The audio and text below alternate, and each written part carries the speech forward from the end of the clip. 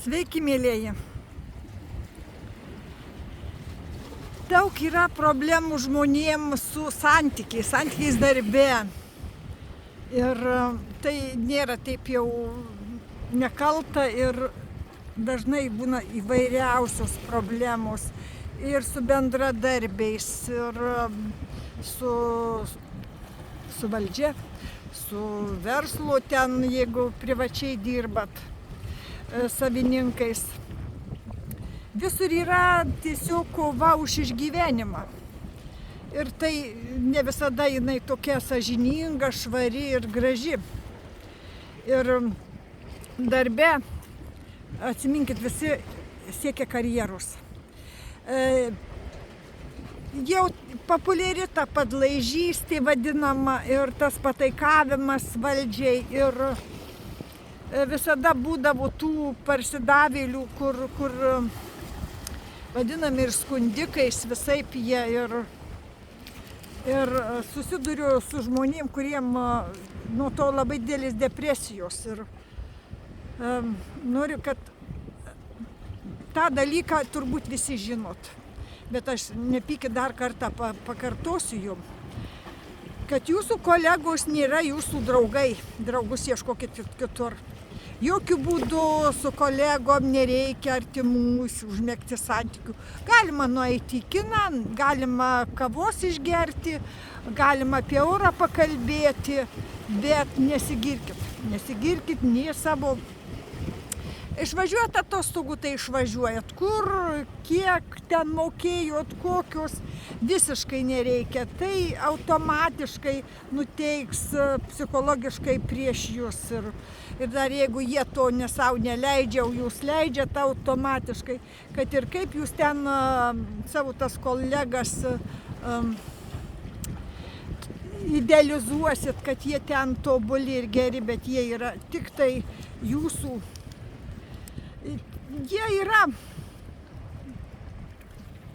Jie yra, suprantat, bet kokiu atveju. Neatskleiskit jiem nei šeimos reikalų, nei šeimos santykių, nei problemų, nei perspektyvų, nei kažkokių tai jūsų gyvenimo partnerio ten planų. Ir ar blogai ir gerai nieko negalima pasakot. Dar viena taisyklė labai svarbi yra: neapkalbėkit vadovaujančių asmenų, neapkalbėkit kitų kolegų. Bet kokiu atveju atsitikus kažkokiai problemai ar ką, jūs išduos, parduos ir už kapeiką, žinokit, automatiškai. Net gal nežinosit, kad viskas, ką jūs kalbat, bus panaudota prieš jūs. Ir dabar dar, žinot, reikia būti draugiškiem darbe. Labai gražu, kaip gražūs draugiški santykiai. Kažkuo pasidalinat savo keptais sausainiukais ar kažkuo nusipirktų, atsineštų kažkokių sulčių skanių ar kažką. Tai darbe viskas gražu, lygi tam tikro lygio. Jokių atvirumų, jokių savo nei skausmo, nei nelaimių šeimos, nei ten ko per daug nešnekėkit, ypač jeigu nesutarimai šeimoje ar kažkas tai tokių, kažkas tik pasidžiaugs ir palinkės dar, kad jums daugiau kas nesisektų.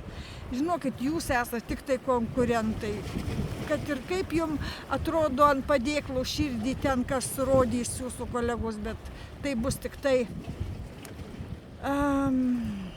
gražus įpakavimas, o kas vidury, tai jūs nežinot. Būkit atsargus.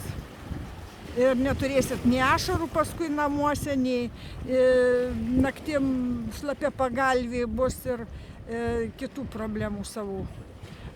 Kad nereikės ir iš darbo eiti. Ir geriau neutralų santykiai. Geriau jūs visiems palinksėkit, kaip kas sako, oi kaip čia gražiai, kaip čia viskas puiku.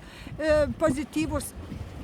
kad ir kaip norės įvelti jūs kažkokį kolegos apkalbą ar viršininkų apkalbą, o jūs sakykit, ai, man visi geri, aš su visais noriu bendrauti, sugyventi, draugauti ir sakyk, aš sakykit, Šveicarija, aš neutralus, nei jokius konfliktus nenoriu kištis, nei jokius ten apkalbėjimus, jau atleiskit, nei apie jūs kalbėčiau, nei apie kitus noriu kalbėti. Tai bus labai gražu. Linkiu jums būti diplomatais darbe. Tada išliksit ir būsit gerbiami. Jeigu jūs tai pasakysit, tai žinos tas žmogus, kad ne apie jį jūs už jo akių nekalbėsit blogai. Pradėsit įgauti pagarbą ir pasitikėjimą visų žmonių. Bet ta Šveicarija ir išlikit. Bet kokiu atveju draugus raskit kitur. Žinot, kaimynai, bendradarbiai, niekada nereikia, kad jie būtų jūsų draugai. Tai yra kaimynai, jų statusas kaimynai, bendradarbiai, jų statusas bendradarbiai. Draugai yra iš kažkur, iš jaunystės, iš mokyklos laikų gali būti ir taip toliau, bet tik tai ne iš šitos sferos. Būkit laimingi, dėkui už laikus ir prenumeratas, mėlyje, ir dėkui už dovanas. Aš net kortų nusipirkau naujų ir pabursiu greitų laikų jum, kai gausiu, kai atsiūs man. Tai va, iki.